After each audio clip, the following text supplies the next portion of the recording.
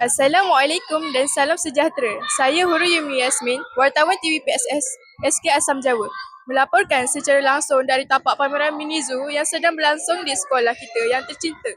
Hari ini, 9 Oktober 2025, Sekolah Kebangsaan Asam Jawa julung kali mengadakan pameran mini zoo untuk mendekatkan murid-murid dengan dunia haiwan secara lebih dekat dan menyeronokkan.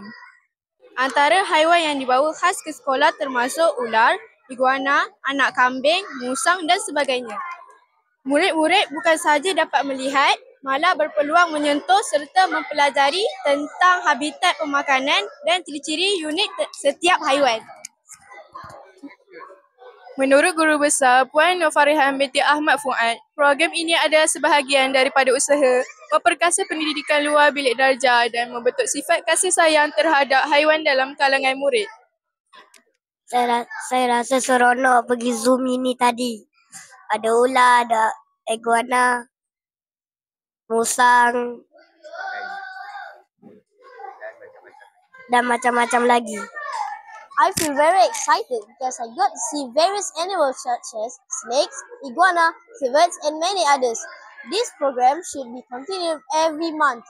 It can increase students' knowledge about nature and animals. Saya berasa sangat gembira pada hari ini kerana dapat melihat secara dekat pelbagai haiwan yang dipamerkan.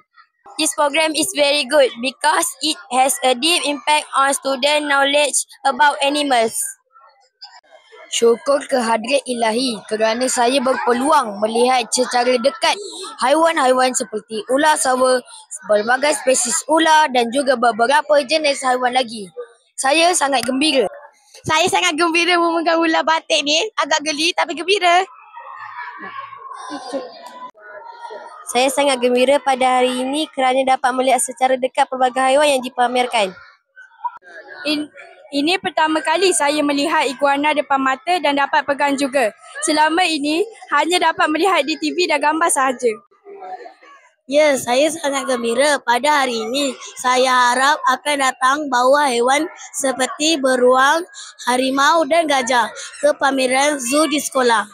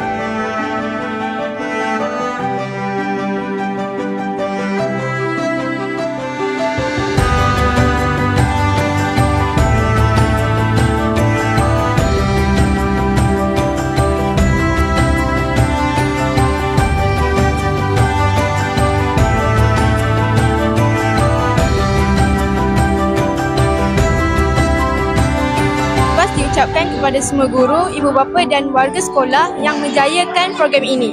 Menjadi kenangan indah dan ilmu berharga buat semua murid. Sekian sahaja laporan khas dari PSS SK Asam Jawa. Saya Yumi dan Masya melaporkan untuk TV PSS. Jumpa lagi dan teruskan mencintai alam dan haiwan.